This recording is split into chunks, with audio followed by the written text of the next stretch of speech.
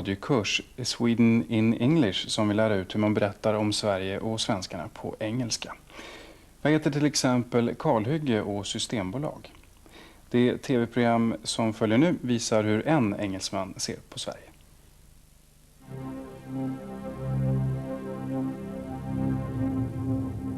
This is the Earth. This is Europe. Here's Sweden, and here is its capital, Stockholm. But before we stop here, I'd like to take you on a tour of this beautiful country, from north to south.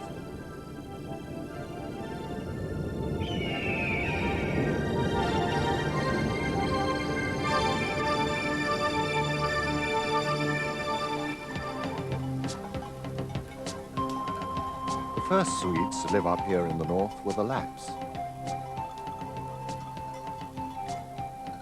They're a people with their own language and culture.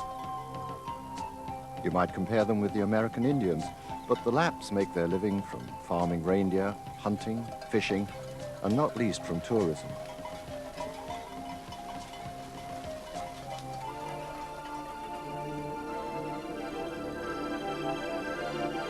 Sweden is a long country, about 1,000 miles from north to south, and about 300 miles broad from east to west, from the North Sea to the Baltic.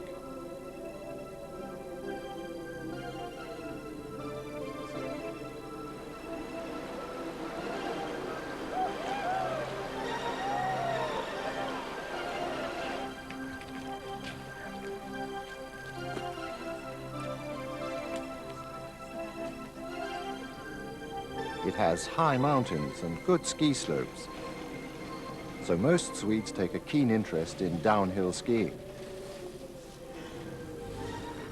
World champion skiers like Ingemar Stenmark learnt their skills in the Swedish mountains.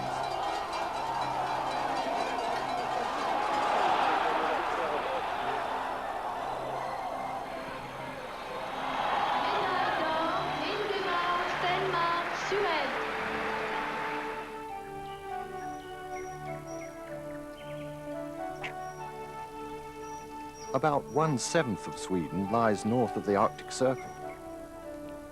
The winters here are long, dark and frozen. But for a few glorious weeks in the summer, the sun never sets. It's a great feeling to ski in the sun at midnight.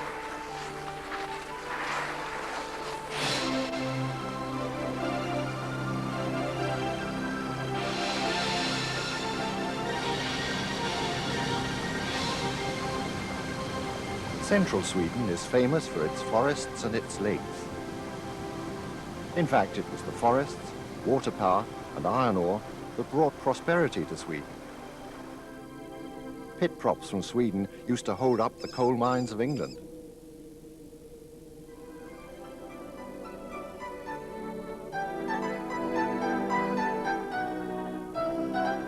Geographically, Sweden is one of the largest countries in Europe, but it has a population of only 8.5 million. About the same number of people as live in London, but spread over an area almost twice as big as Britain. So there's plenty of room for everyone.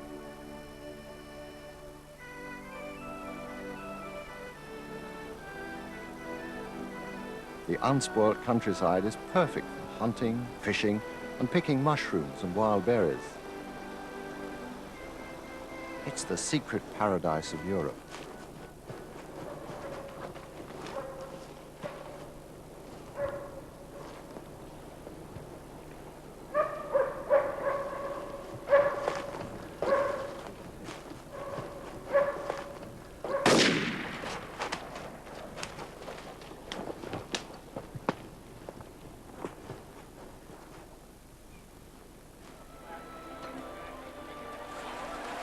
The first Sunday in March is Vasa Race Day, the biggest skiing race in the world. More than 10,000 skiers get off to a mass start, with almost 60 miles of snow-covered fields and forests to cover in front of them.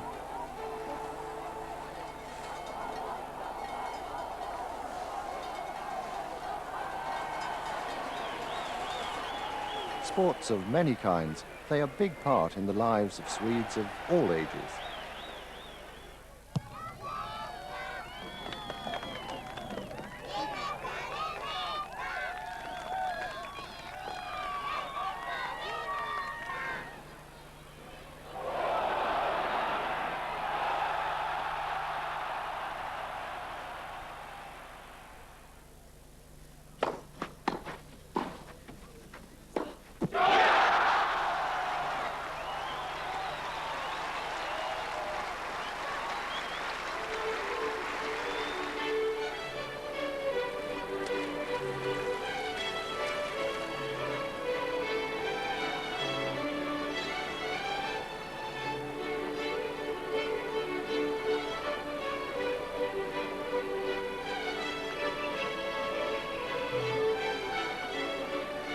At the end of June, Sweden celebrates midsummer. This is a tradition dating back to the time before Swedes were Christian.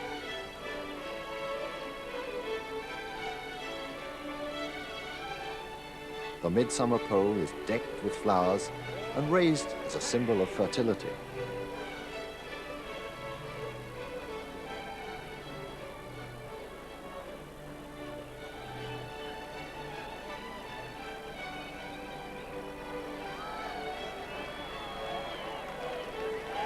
But midsummer festivities are mostly to celebrate the return of the sun and the summer after the long, dark winter. When nature is at its most beautiful and the lust for life is strongest.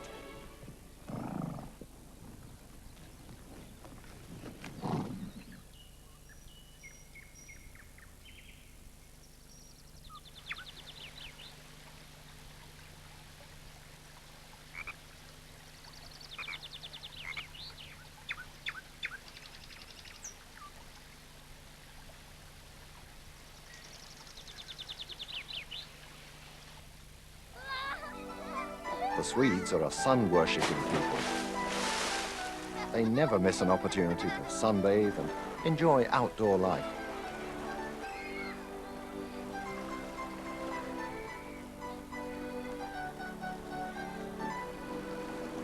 Boating, and sailing in particular, are important features of summer life in Sweden. Not so surprising, considering that it has thousands of lakes and is surrounded on 3 sides by the sea.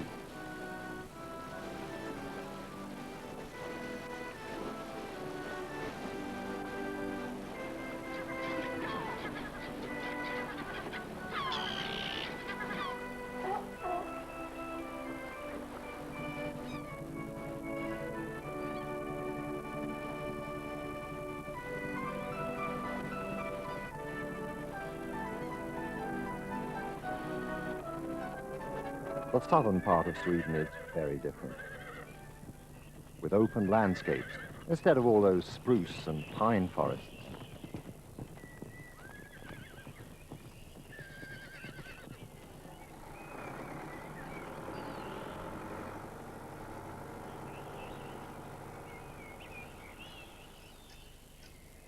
Geographically, culturally, and historically, this part of the country is closer to Central Europe than to the rest of Sweden.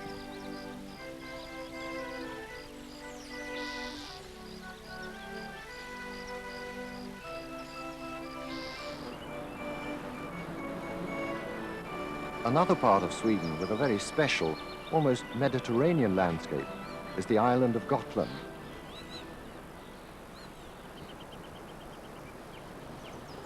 One special feature here is the strangely shaped limestone rocks at the water's edge.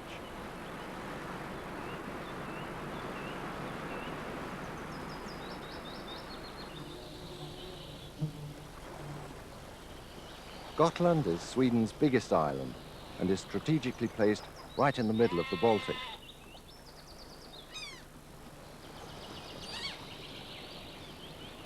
Many a Viking voyage to Russia started from here.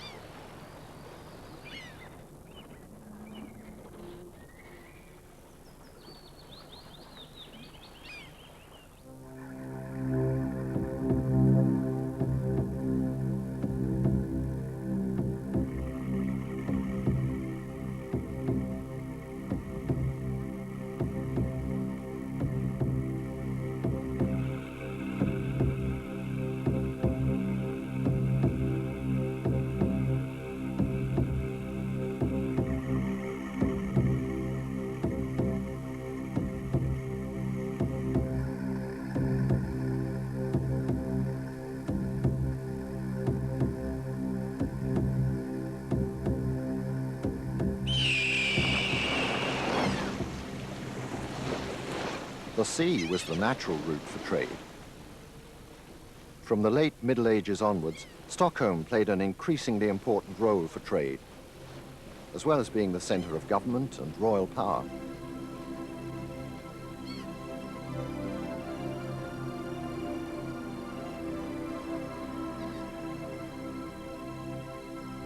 Welcome to Stockholm, the capital of Sweden, the city on the water. My name's Michael Knight, and I've been living in this beautiful city for nigh on 40 years now. I was born in England, in St Albans, just north of London, and I go back there. But I keep coming back to Stockholm, this beautiful city, where I work at the university and where I live in a suburb just north of the town.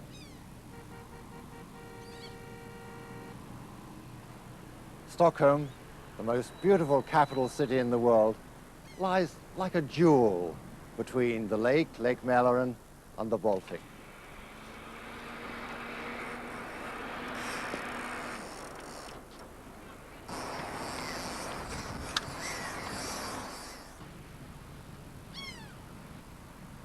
Stockholm is the little metropolis. It wasn't until the 13th century that it was established as a proper town, a center for trade with the other Baltic countries. Its strategic position meant that whoever controlled Stockholm controlled the trade, which led to quite a few battles between Swedish kings and their barons. In the 17th century, Sweden was one of the most powerful countries in Europe. Swedish armies looted and pillaged Central Europe in the name of religion. Some of the officers came from Scotland, which explains the many Scottish names among the Swedish nobility: Hamilton, Murray, Douglas, and many more. The Swedish royal family has often been related to the other courts of Europe. The late Queen of Sweden was the sister of Lord Louis Mountbatten. And nowadays, practically every Swede speaks very good English. But in the 18th century, the language of society was French. King Gustav III preferred to speak French, and he often spent his summers at the magnificent palace of Drottningholm, built in the 1660s on the model of Versailles. It lies 7 miles west of Stockholm, and it's now the home of the royal family.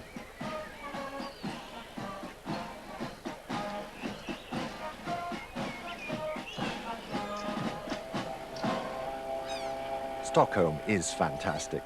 It has everything you can expect of a major city, yet situated at the heart of an archipelago of some 30,000 islands, it's surrounded by water and the most beautiful scenery. In fact, nature is part of the city itself. In the summer, thousands of Stockholmers take their boats, or one of the many white ferries, out to the islands.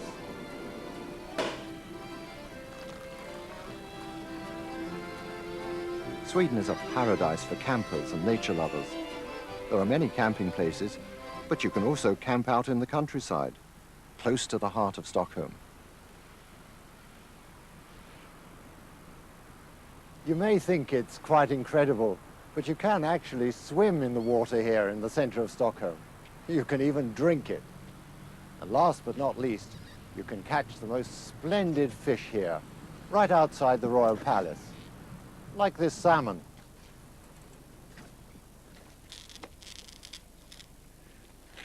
Can I buy it?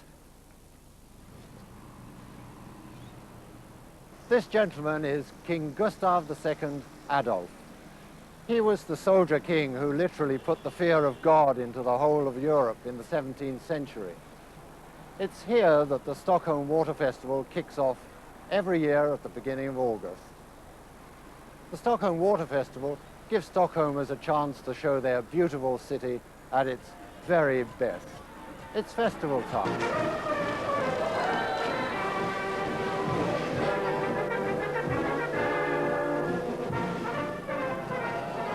There's something for everybody. More than 1,000 events spread out over 10 days in August. You'll see the most incredible performances on and around the water, right in the center of Stockholm.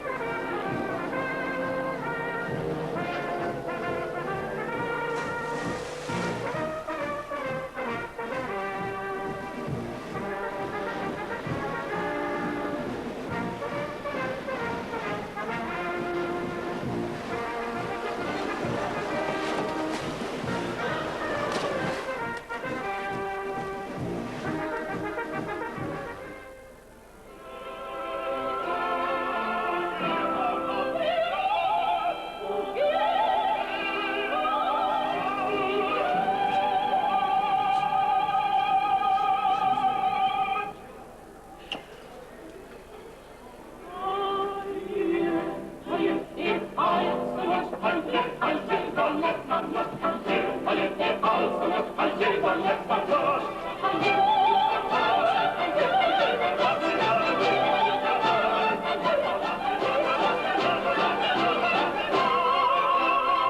the square outside the Royal Opera House, there's popular music for all lovers of dancing.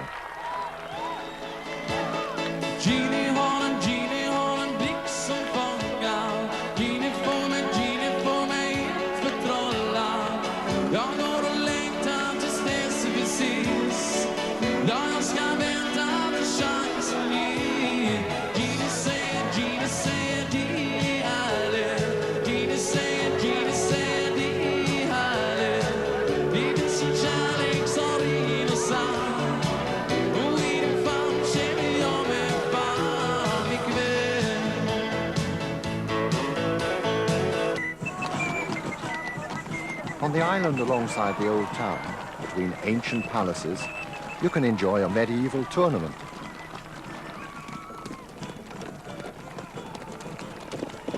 Knights from all over Europe compete in games and jousting.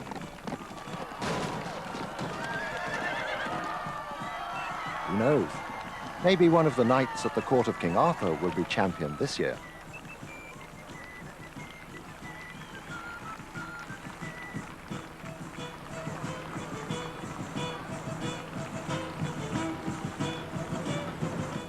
So now you know why I chose to live in Sweden.